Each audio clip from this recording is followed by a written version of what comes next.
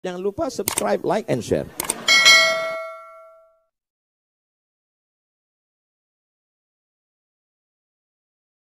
Ada kelompok yang meminta saya, memaksa saya untuk menyanyikan lagu kebangsaan Indonesia. Saya menolak. Bukan karena saya tidak bisa menyanyikan. Itu bukan saya karena anti NKRI. Saya dari kecil SD, sayalah yang mengerek bendera itu. Dan sayalah yang menyanyikan lagu itu. Dan ketika saya mau berangkat ke Mesir, maka kami... Terkenal di Republik ini, Ustadz, siapa lagi kalau bukan Ustadz Abdul Somad. Assalamualaikum Ustadz. Waalaikumsalam warahmatullahi wabarakatuh. Ustadz, saya dengar tadi datang dari Palembang. Ya. Dan siang tadi udah ketemu dengan ARS. Habib Rizik Syihab. Alhamdulillah Pak Kani. Di Megamendung. Jadi sepertinya Ustadz ke Jakarta kali ini memang karena ARS datang ke Jakarta atau pulang kampung. Sisi memang kebahagiaan saya, karena selama ini setiap saya ceramah kemana-mana jamaah bertanya kapan Habib Rizik pulang. Oh, gitu. Mereka menganggap seolah-olah saya tahu semua yang terjadi dengan Habib Rizik. Saya di Mesir, beliau di Imam Muhammad Ibn Saud di Riyadh. Mesir ini lebih terbuka, sedangkan Riyadh ini satu mazhab saja. Yeah. Kemudian pula dari segi nasab, saya orang biasa, beliau Habib, keturunan Nabi Muhammad SAW. Tapi kemudian ketika ada beberapa hal yang ada titik persamaan. Ketika saya senang sekali dengan gerakan Amar Ma'ruf Nahi Munkar. Selama ini saya melihat ada orang yang Amar Ma'rufnya semangat, ngajak berzikir, ngajak sholawat, ngajak memakmurkan masjid. Tapi ketika mungkar, melihat perbuatan maksiat itu diam. Karena memang Amar Ma'ruf Nahi Munkar ini kan terkait dengan kepentingan orang banyak. Sehingga kalau itu kita sentuh, kalau ke istilah orang Melayu, kalau periuk belanga orang tersentuh dia mengamuk. Iyalah. Nah, jadi saya simpati dari awal. Sebelum saya ketemu beliau, sebelum hiruk pikuk Pilkada Jakarta 2017. Jadi soal keberanian maksud Ustaz. Keberaniannya itu bagi saya sesuatu yang menantang, saya senang. Apa fenomena dengan dia balik sekarang ini setelah sekian lama mengungsi lah ke Saudi Arabia? Kalau sekarang itu kan kita lihat Pak Karni, beberapa FB sahabat-sahabat kita itu kan dihilangkan berita terkait semua yang menulis HRS, Imam Besar, Habib Rizik Syihab itu kan langsung hilang. Kemudian yang posting-posting Instagram juga hilang. Saya masih ingat itu ketika kami umroh Januari 2018 di Makkah. Ketika itu saya ada waktu itu Ustadz Dery Sulaiman. Ustadz Dery Sulaiman mau tes streaming. Sudah dikasih tahu sama yang lain, tes aja, nanti 5 menit pasti down. Dia tes betul. Aku tes dia bilang. Begitu 5 menit langsung down. Jadi apa sebenarnya kesalahan makhluk hamba Allah yang satu ini? Berapa triliun negeri ini sudah dirugikannya? Apa BUMN yang pernah dia jual? Jadi bagi saya itu sesuatu sehingga sampai menyebut namanya pun, menulis namanya pun. Tapi yang namanya manusia ini kan semakin ditekan, semakin diintimidasi, semakin justru pergolakan semakin. Untuk umat Islam sendiri, bagaimana Ustadz melihat Habib Rizik? Umat Islam ini kita mengajarkan di sekolah-sekolah dari mulai MDA sampai ke Universitas Islam, kita mengajarkan tentang integritas, tentang kejujuran, tentang keadilan, tentang bagaimana bersikap terhadap penguasa. Tapi kemudian santri-santri itu dalam tanda kutip bisa melihat hipokrit. Tidak sesuai dengan yang dibaca di kitab kuning, tidak sesuai dengan yang dia dengar dalam ceramah, dalam kenyataan. Maka dia menggantungkan satu harapan, sosok yang dia rindukan. Dan itu terjawab pada diri Habib Rizik Syihab. Jadi sebab itu kalau ada orang bertanya, apa rahasia di balik manusia bisa menyambut beliau sedemikian ramai? Ada yang mengatakan 3 juta di airport itu. Apa di balik itu semua? Kalau bagi saya simpel saja. Orang sedang mencari sosok. Kemana dia menggantung harapan? Ketika dia lihat sosok itu, hatinya sudah terpaut. Kalau sudah cinta, apapun dia lakukan. Dengan mata kepala saya sendiri, Pak Karni, saya melihat ibu-ibu menggendong anak berhenti di tengah jalan karena lelah berjalan kaki tadi. Karena untuk menuju lokasi markas dakwah pesantren Habib Rizik di Megamendung itu, jalannya berkelok, mendaki, jalan tanah, melewati dan mobil tidak masuk. Mereka jalan kaki. Apa yang mereka cari? Tidak ada pembagian sembako. Tidak ada makanan, tidak apa. Mungkin mereka pun tidak melihat Habib Rizik. Tapi mereka merasakan kepuasan batin. Simbol gitu. Simbol. Ikon. Sebagaimana cintanya anak muda kepada penyanyi R&B atau K-pop. Begitu juga lah umat yang haus, rindu. Satu sisi mereka melihat dia sebagai ulama. Satu sisi mereka melihat dia sebagai pejuang keadilan. Satu sisi mereka melihat dia sebagai orang tertindas, teraniaya. Tapi ada satu sisi lagi juga mereka melihat dia sebagai keturunan Rasulullah SAW. Ustadz sendiri saya lihat mulai dilirik oleh politik ini. Yang salah satu pegagas Partai Masyumi baru, Ya. Ribon Masyumi, udah mengumumkan Ustadz akan jadi Dewan Surah. Jadi apa ya Ustadz mulai tertarik untuk ikut dalam politik? Saya, Pak Karni, dalam 30 malam bulan Ramadan itu, ada satu malam saya khususkan kajian politik Islam.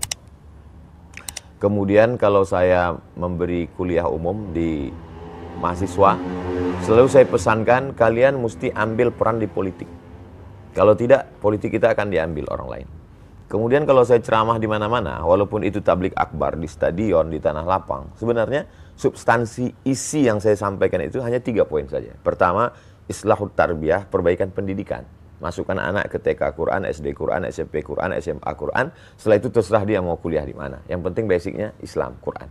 Yang kedua, islahul iktisad, perbaikan ekonomi. Maka gerakan belanja ke warung tetangga, produk halal, bangkitkan ekonomi umat. Kemudian itu banyak sekali video endorse saya terhadap produk-produk UMKM dan lain sebagainya. Yang ketiga adalah islahul siyasah, perbaikan politik. Makanya di mana-mana saya tausiah, pilihlah anggota legislatif yang peduli pada perda syariah, kemudian pilihlah pemimpin yang memperdulikan pada ajaran Islam. Kalau paling tidak dia menyuarakan peraturan-peraturan atau sikap dia, itu keberpihakan dia kepada Islam. Itu yang selalu saya sampaikan. Maka ketika saya diminta sebagai narasumber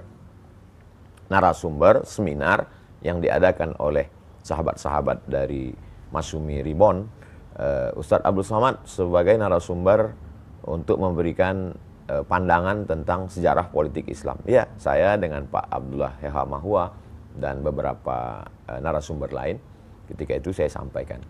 Jadi kalau kata Pak Karni Masyumi Ribon melirik saya, sesungguhnya tidak hanya Masyumi Ribon, aspek politik, segala sesuatu yang memerlukan orang ramai, orang banyak, tidak hanya politik, dari mulai endorse kerupuk sampai endorse partai, saya kira mereka akan gandeng saya.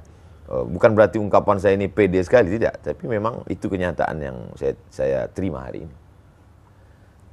Apa mungkin setelah ini kita akan melihat Ustadz itu justru bukan lagi, tidak hanya di mimbar masjid, tapi di panggung politik juga? Sesungguhnya Pak Karni, ketika kita menjadi ustadz, kita sedang menempatkan diri sebagai juru kampanye dalam tanda kutip. Karena ketika kita berislam, itu Islam mencakup segala aspek.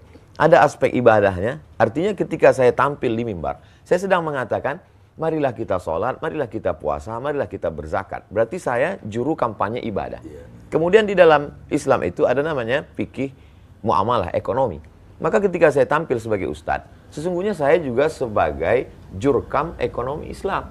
Karena waktu itu saya mengatakan riba itu haram, marilah kita bermuamalah secara islami. Marilah kita pinjam-meminjam dengan cara Islam. Dan ada satu lagi yang dilupakan orang, bahwa dalam fikih itu ada namanya fikih siasah. Siasat kata orang kita. Atau disebut juga dengan as-siyasah asy-syar'iyyah.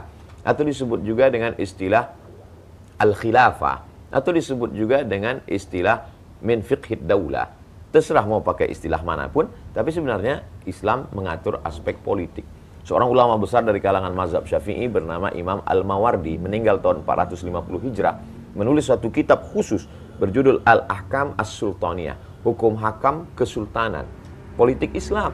Jadi ketika saya sebagai seorang ustadz, saat itu sebenarnya secara tersirat saya sedang mengatakan, hai umat, marilah menuju politik Islam.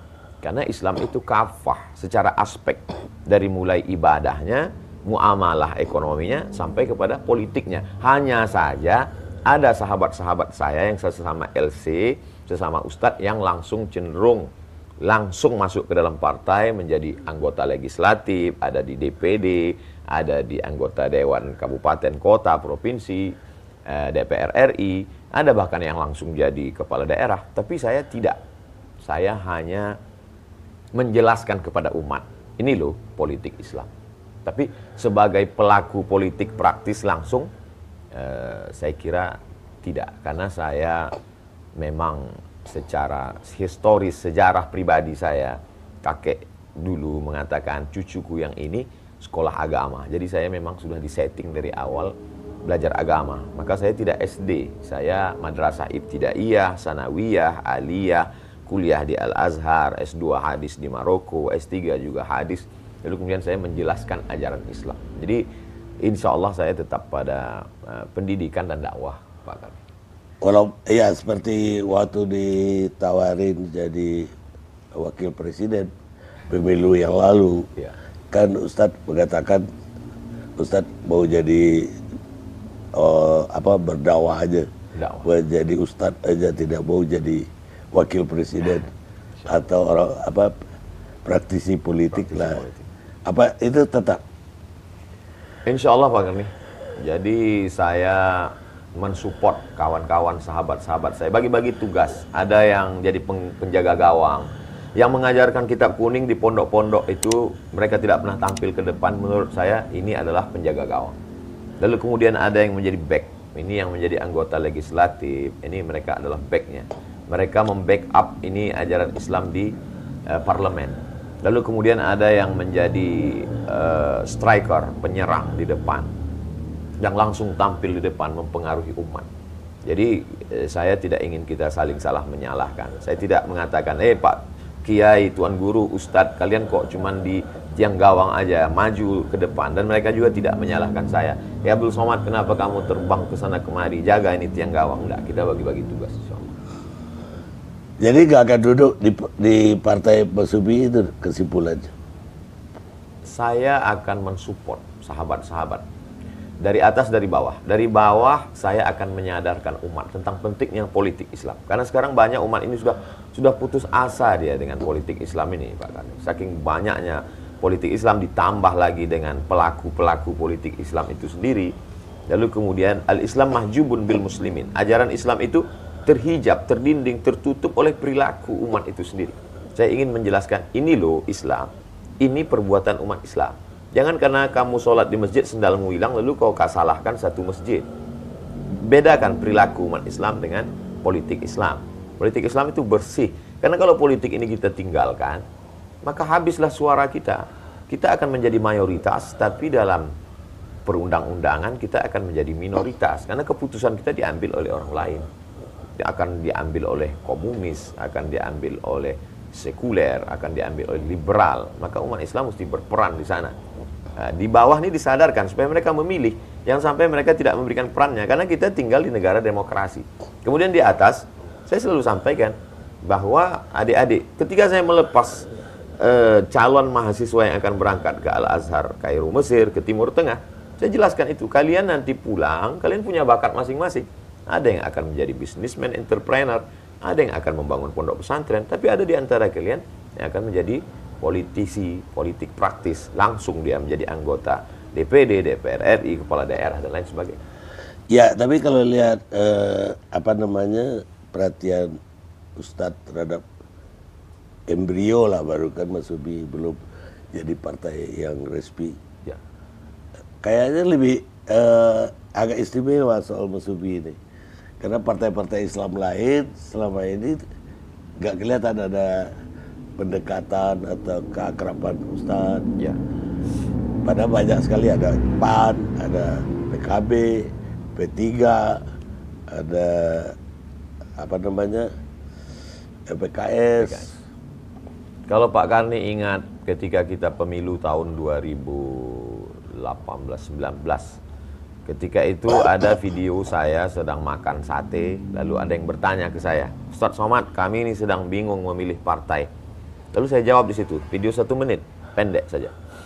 Ya, pilihlah yang memperjuangkan yang jelas di parlemen, diantaranya tentang peraturan undang-undang haram khamar, saya katakan. Waktu itu saya sebut partainya PKS dengan PAN. Beberapa partai yang menjadi gerbongnya suara umat Islam komplain ke saya. Kan partai yang isinya umat Islam bukan cuma yang religius, nasionalis, kami juga. Tapi menurut ijtihad saya, 2 itu yang saya sebut. Jadi artinya kalau saat itu saya sebutkan PKS, saya sebut PAN, hari ini saya bersama dengan orang-orang tua, sahabat-sahabat Masumi, karena ada sejarah masa lalu. Saya sebenarnya ingin menjelaskan, mereka bisa saja berbeda seragam, berbeda baju, karena saya berprasangka baik, husnuzon, kullu mujtahid musib.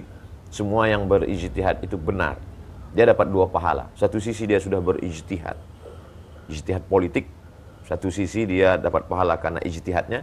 Kalau dia benar, maka dia dapat 2. Andai dia keliru, tersalah, dia tetap dapat 1 karena dia sudah berusaha. Ya. Jadi saya mensupport gerakan itu. Apa ada sejarah orang tua atau kakek dulu juga Masubi? Secara praktis orang tua, kakek-kakek dulu kami lebih ke kalau sejarah dulu kakek-kakek kami adalah P3.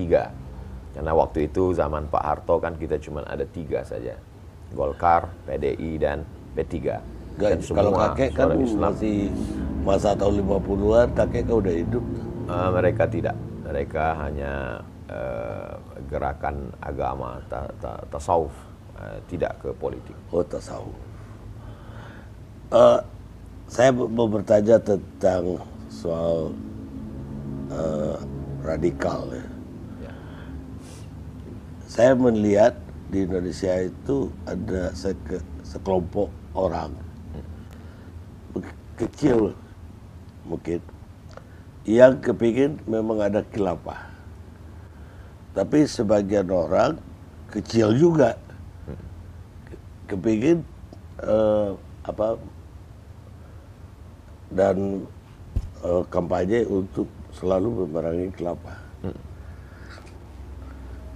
Ya, korbannya kelompok besar, umat Islami besar. Ya.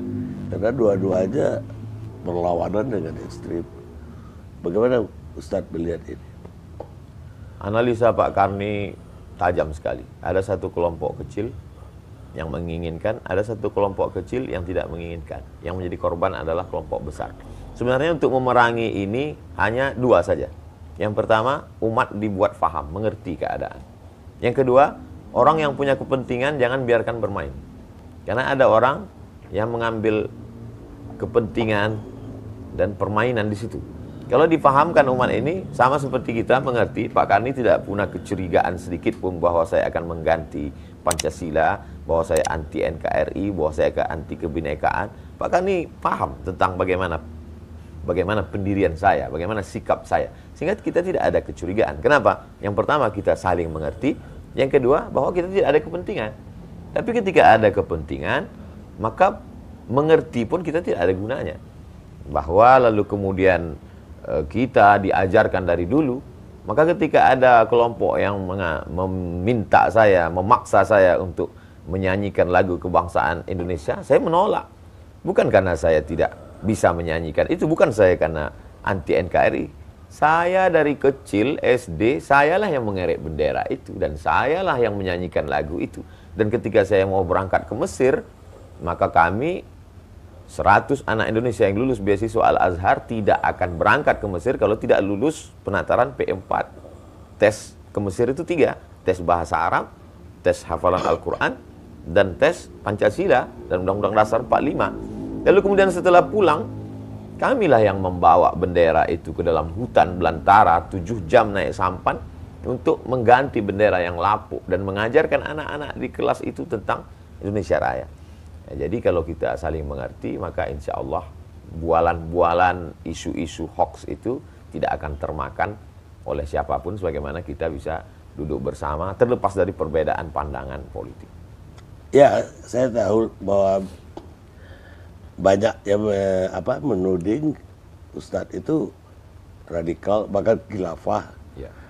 Dan bahkan ketika kami wawancara Ustadz pun ada yang menuding, oh Anda udah jadi khilafah. Jangan-jangan Pak Karni sudah dituduh terinspirasi ikut khilafah. Iya, karena pernah wawancara dengan Ustadz. Labeling ini sangat mengerikan Pak Karni. Jadi kalau kita lihat sekarang, kalau ada orang tidak suka sesuatu, langsung dia berikan label anti NKRI, radikal, khilafah. Tiga ini seperti. Jadi kalau kita mundur ke belakang, kita bisa lihat bagaimana apa yang dialami oleh Haji Abdul Malik Karim Amrullah. Ketika pada rezim Orde Lama, zaman itu label yang paling sangat manis untuk menjatuhkan orang adalah dengan mengatakan dia akan menggulingkan kekuasaan, menjual negara Republik Indonesia ke Malaysia, lalu kemudian akan membunuh presiden dan lain sebagainya. Itu pernah dialami Buya Hamka. Lalu kemudian hari berganti, musim berubah, masuk Orde Baru, dan ketika itu muncul label baru yang disebut dengan Komando Jihad. Siapa saja, bahkan Buya Hamka kena label itu. Sampai Buya Hamka akhirnya melepas pecinya, dia bantingkan. Kalau ada komando jihad itu, maka akulah komando jihad itu, kata Buya Hamka. Jadi sejarah label ini saya kira perlu dituliskan dalam tulisan yang menarik atau buku sekalian. Tentang bagaimana label-label ini untuk menjatuhkan orang lain. Seperti perbuatan anak kecil dulu, kita waktu masih SD, kita tulis kertas, kita tempelkan di belakang orang. Kita sedang label. Itulah yang terjadi pada saya dan pada saudara-saudara saya dan sahabat saya. Kami amat sangat cinta pada negara kesatuan Republik Indonesia.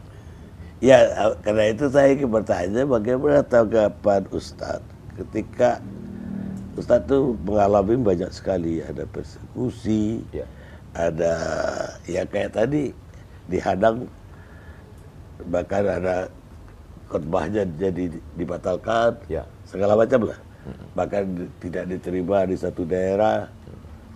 Ini apa tanggapan Ustadz terhadap ini semua? Saya mengalami sendiri Pak Karni, beberapa tempat itu bahwa ada sekelompok anak muda, tapi kemudian itu sebenarnya bukan suara masyarakat. Ambil contoh kasus Bali, itu bukan suara masyarakat Bali. Buktinya tablik akbar itu terjadi, terwujud, dan saya ceramah di dalam masjid, dan di situ ada Raja Bali hadir waktu itu. Sekarang kalau masih mau dicari di Google bisa, Abdul Somad Raja Bali, enter. Beliau duduk minum kopi bersama dengan saya, dan beliau yang duduk di situ. Padahal beliau Hindu. Beliau menjamin selama saya ada di sini, Ustaz Abdul Somad aman ceramah. Artinya dua tadi, pemahaman yang mesti dibenarkan, yang kedua mesti diluruskan, dibetulkan, yang kedua jangan ada kepentingan. Karena sekelompok orang ini bermain di bawah atas nama kepentingan. Kalau kita lepas dari ini, maka fitnah-fitnah ini akan hilang dan kita bisa jaga keberaneka-ragaman kebangsaan kita ke depan. Kita mesti bangun bangsa ini karena kita begitu amat sangat banyak suku, multi etnis, multi bahasa, multi agama. Kalau ini dipelihara konflik ini, kita na'udzubillah, ini fitnah besar. Jangan sampai ini terjadi pada umat dan bangsa ini. Iya, tapi sebaliknya juga dari kelompok Islam juga ada kecurigaan terhadap bangkitnya kembali komunis misalnya. Ya. Ustadz bagaimana melihat, memang ada gejala apa komunis ini akan bangkit? Saya kira mesti ada kejujuran Pak Karni.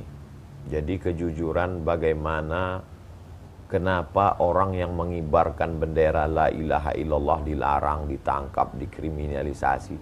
Lalu kenapa orang yang menulis buku Aku Bangga Sebagai Anak PKI dibiarkan? Jadi kalau ada kecurigaan umat, ini kan lalang kering.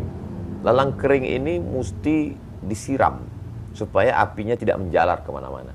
Jadi jangan sampai kita belah bambu, yang satu diinjak, yang satu dinaikkan. Kita harus bersikap adil. Maka dalam Islam diajarkan i'dilu, bersikap adillah kamu. Wa aqrabu littaqwa, adil itu lebih dekat kepada takwa. Jadi pemimpin yang ditaati itu pun dalam Islam sifatnya dua. Betul, atiullah wa atiur rasul wa ulil amri ta'ala kepada pemimpin. Tapi syarat pemimpin itu dua. Pertama, idza hakamtum bainan nas an tahkumu bil adli. Kalau menetapkan hukum dia adil. Lalu kemudian innallaha ya'murukum an tu'addul amanati ila ahliha, meletakkan amanah pada tempatnya dan dia bersikap adil. Jadi kalau umat ini mulai ada komplain, dia lihat ketidakadilan, maka bersikap adil, maka insya Allah isu-isu itu akan hilang dengan sendirinya, termasuklah isu komunis. Baik, Ustadz, ada satu hal lagi yang mungkin ini apa ya, apresiasi saya.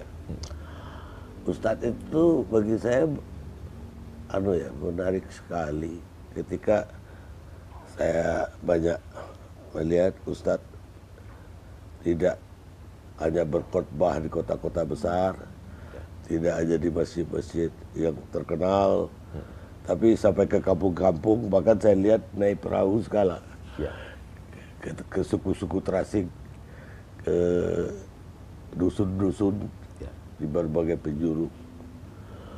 Nah, kemudian juga di TV, Ustadz betul-betul selektif sekali untuk tausiah di TV.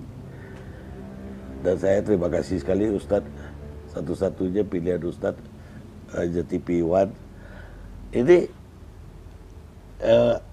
tujuan Ustadz bagaimana ini? Apa yang mendorong Ustadz begitu? Saya dulu cita-cita saya simpel saja Pak Karni. Saya pulang, saya ingin beli tanah yang di kampung itu tidak ada ustadznya. Lalu kemudian saya akan buat kolam ikan, tanam cabai, tanam bawang, tanam kangkung. Saya menjadi guru mengaji. Syukur-syukur rezeki berlebih, saya bisa buka pondok pesantren. Simpel saja dulu. Tapi kemudian almarhumah ibu saya mengatakan, kau kan S2, baguslah kau tinggal di ibu kota provinsi. Saya bilang kita tak punya channel, kita tak punya kenalan. Gimana mau mengajar di kampus? Allah kasih jalan, kata dia. Jadi ketika saya pulang, kebetulan di bulan itu buka tes PNS. Lalu saya lulus. Saya kemudian memberikan tausiah, ceramah dari masjid-masjid ke surau. Lalu kemudian ditakdirkan Allah viral. Tapi saya tetap pada cita-cita pertama. Maka ada salah seorang sekda, sekretaris daerah yang seminar di Jepang. Sampai di Jepang dia ketemu dengan rektor Universitas Hasanuddin. Lalu Bapak rektor ini bertanya kepada Pak Sekda salah satu kabupaten. Dia tanya, kenal Ustadz Abdul Somad dari Riau? Saya selalu tonton dia di YouTube. Rupanya Pak Sekda kabupaten tadi tidak kenal dengan saya. Tapi mau bilang tidak kenal malu, karena masa orang Makassar bisa kenal dia yang sekampung tidak kenal. Akhirnya saya diminta datang. Saya pun datang. Ustadz ceramah di ibu kota kabupaten ini. Saya katakan saya sudah ceramah 5 tahun bolak-balik sini. Bapak aja yang tak pernah datang. Tapi kalau Bapak mau suruh saya ceramah, kasih saya jadwal menelusuri sungai ini sampai ke suku Akit yang belum beragama. Saya akan isi 6 pengajian. Kajian subuh, kajian duha, kajian zuhur, kajian asar, kajian maghrib, kajian isya. Kasih saya seminggu. 6 hari, 6 kali 6, 36 titik. Mereka susun 36. Kepuasan saya ada berada di situ. Maka ketika ada mahasiswa mengajak saya masuk ke suku Talang Mama, saya masuk. Dari Pekanbaru 5 jam, masuk ke dalam 7 jam. Sampai hari ini, dalam setahun itu saya khususkan ada 2 bulan, saya masuk ke pulau-pulau. Sahabat-sahabat mengajak saya dari Dompet Duafa, dari Dewan Dakwah, dan lain sebagainya. Dewan Dakwah salah satu yang konsen. Ada kepuasan batin saya di sana. Mana memang tujuan awal saya, yaitu bahwa dulu ketika di Mesir, Pak Karni, kita waktu itu krisis, kesulitan. Dan ada orang Mesir itu dia punya peternakan ayam, namanya Muhandis Abdul Salam. Dia kaya sekali. Setiap bulan, krisis moneter kami sulit dapat kiriman. Dia yang memberi kami bantuan, di samping beasiswa Al-Azhar. Suatu ketika sedang berkumpul, kami datang bertanya ke Muhandis Abdul Salam, apa yang doa engkau inginkan dari kami? Biasanya orang kalau dia kasih uang, dia minta doakan saya. Kata dia, jangan doakan saya. kamu nanti pulang ke negerimu, kamu sebarkan saja Islam ini ke kampung-kampung. Karena saya pernah sampai ke sana, di kampungmu masih ada orang yang belum pakai baju, kata dia. Sampaikan. Jadi apa yang saya lakukan hari ini adalah janji saya pada kakek-kakek saya dulu, kemudian pada orang Mesir yang dulu pernah berbuat baik pada kami. Tentang televisi, Pak Karni, TV One bukan satu-satunya tempat yang pernah saya menyampaikan tausiah. Saya pernah di televisi ini, saya pernah di televisi anu. Lalu kemudian ceramah saya diatur, saya harus pakai baju ini. Di menit sekian saya mesti tertawa, di menit sekian saya mesti menangis. Saya tidak bisa begitu. Saya tidak bisa begitu. Ceramah saya tidak bisa diatur. Saya menemukan kebebasan di TV One. Kalau andai satu zaman, satu masa, satu bulan nanti TV One memperlakukan saya seperti itu, saya mesti diatur menangis di menit kemudian, saya tidak boleh bicara ini, mungkin saya akan keluar dari TV One dan saya lebih memilih ceramah di channel Pak Karni Ilyas. Insya Allah selama saya jadi pemberatnya nggak ada peraturan begitulah.